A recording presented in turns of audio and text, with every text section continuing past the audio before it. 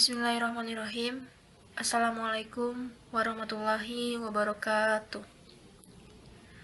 Alhamdulillah, hari ini kita bisa bertemu kembali di mata pelajaran Administrasi Infrastruktur Jaringan. Nah, untuk video kali ini kita akan sama-sama belajar tentang konfigurasi OSPF, dimana teman-teman di pertemuan sebelumnya itu sudah dikasih video materi tentang OSPF ya, sumbernya dari YouTube. Dan untuk kali ini saya akan menjelaskan dan kita akan sama-sama belajar bagaimana konfigurasi OSPF menggunakan mikrotik. Tapi saat ini kita masih sama menggunakan mikrotik virtualisasi dulu. Nah, di sini ada jaringannya ya, ada topologinya.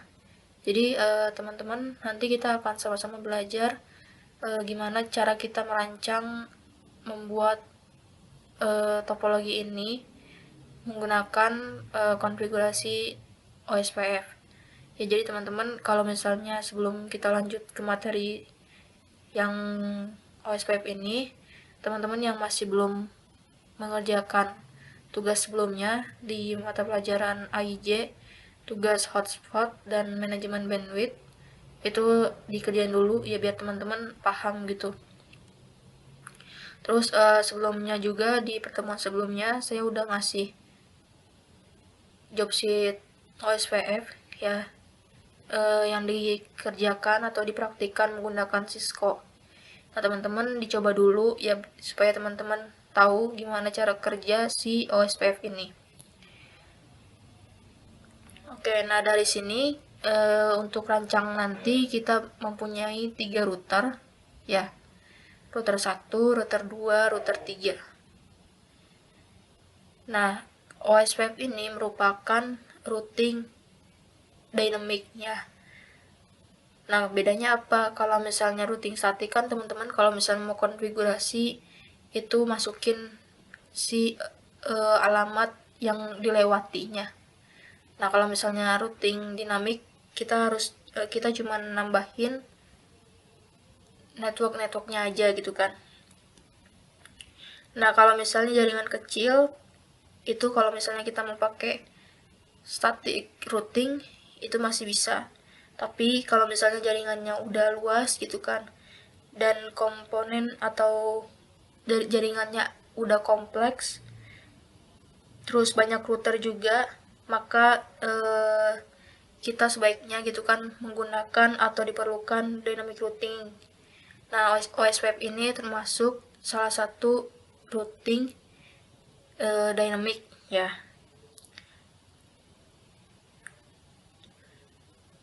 Nah, yang tadi kenapa kita menggunakan routing dynamic kalau misalnya skala besar? Karena kita hanya perlu menambahkan masing-masing networknya aja dan router akan menentukan jalur mana aja yang akan dilalui, yaitu dari manfaat atau kelebihan dari dynamic routing. Terus selanjutnya nanti teman-teman di video ini akan menggunakan 3 router ya, yang tadi sudah saya jelaskan, dan 3 buah klien. Nah, di sini ada klien 1, klien 2, dan klien 3. Nah, terus teman-teman nanti cuman perlu menggunakan atau menginstal mikrotik aja ya, jadi nggak usah pakai klien lagi, nggak kayak video sebelumnya gitu kan. Kalau misalnya video sebelumnya kan kita menginstal Windows juga ya, tapi kalau misalnya di materi ini kita nggak usah nginstal klien lagi yang benerannya ya, jadi kita cuman perlu mikrotiknya aja. Nah, kenapa kita nggak nginstal si kliennya? Karena kita menyesuaikan sama si perangkat kita ya, sama si laptop kita. Kalau misalnya kita banyak nginstal kayak kemarin kan sama klien Windows kan, otomatis nanti penyimpanan atau RAM kita kan itu bakalan kepake juga buat virtualisasi ini. Nah, bayangin kalau misalnya yang sekarang kan kita punya 3 klien, berarti kalau misalnya kita nge-install kliennya juga kita harus nge-install 3 kliennya. Nah, itu kan lumayan ya. Jadi kita nggak usah nge-install si kliennya lagi, kita cuma perlu router atau mikrotiknya aja. Nah, terus gimana cara ngetesnya? Nah, kalau misalnya ngetesnya kan kita pakai si gateway-nya. Kalau misalnya gateway ke si alamat ini reply, pas dites di si router, berarti udah oke ya. Jadi di sini alamatnya pun udah ditentuin. Oke.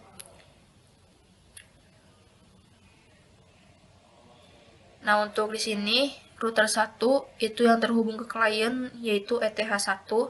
Terus untuk IP gateway-nya yaitu 192.168.1.1. Terus untuk router 2 itu gateway-nya yang terhubung juga ETH1, gateway-nya 192.168.2.1. Terus untuk router 3 yang terhubung ke klien ETH1, Ethernet 1 ya. Terus untuk gateway-nya yaitu 192.168.3.1.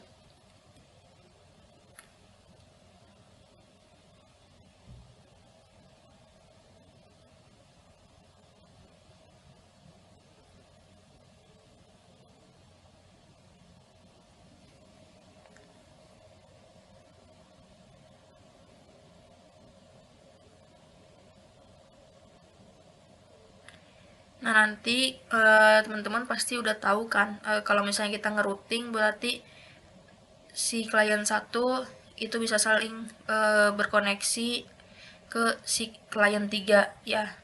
Terus klien 1 juga bisa saling berkoneksi ke klien 2 dan seterusnya. Oke. Nah, kalau misalnya belum bisa, kalau misalnya gagal ya berarti routing yang kita lakuin masih belum benar ya. Jadi nanti kita tesnya cukup di mikrotiknya aja. Oke, terus selanjutnya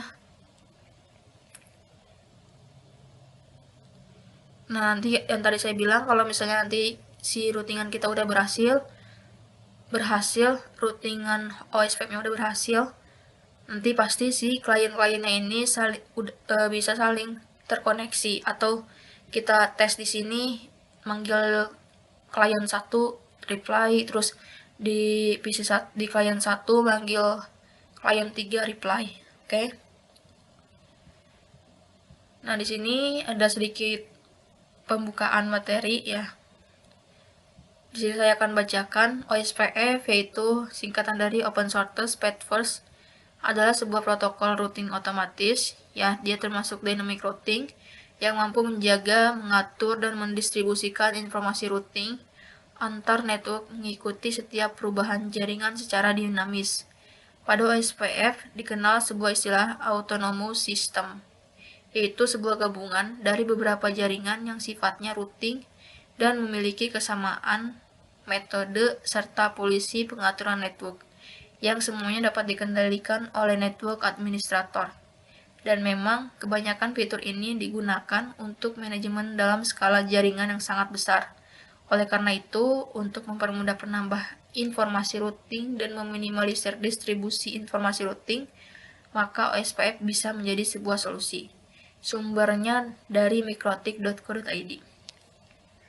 Oke. Nah, selanjutnya kita akan masuk ke Winbox-nya ya. Jadi nanti kita akan pakai IP yang ada di sini. Oke, nah di sini saya udah bikin nih ya, udah percobaan dan hasilnya udah berhasil. Nah, di sini saya mau hapus dulu ya.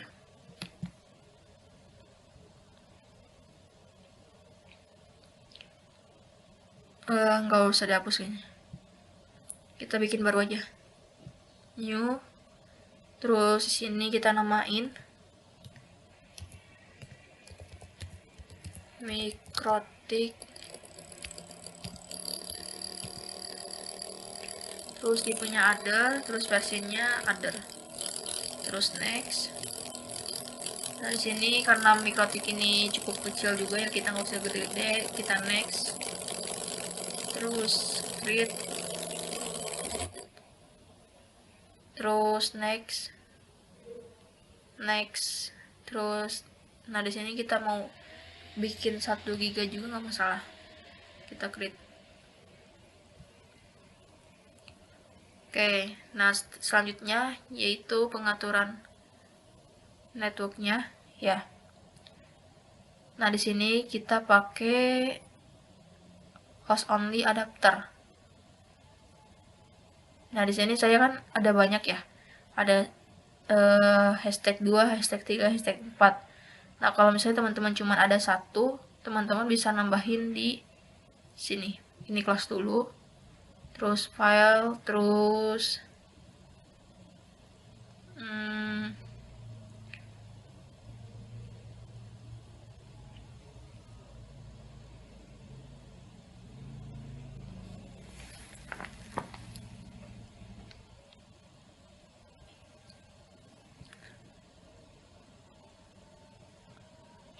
ada di mana ya, ntar.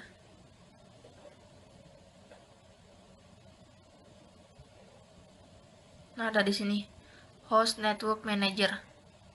Teman-teman tinggal create, yes, terus tunggu prosesnya. Nah di sini langsung terdaftar hashtag 5 ya. Teman-teman bikin aja, ikutin boleh sampai 2, 3, 4, close, terus setting, terus network, host only adapter. Nah di sini kan udah ada tuh 5 ya. Nah di sini kita pakai yang host only 2 dulu. Terus adapternya yaitu internal network. Nah kita harus sesuaiin ya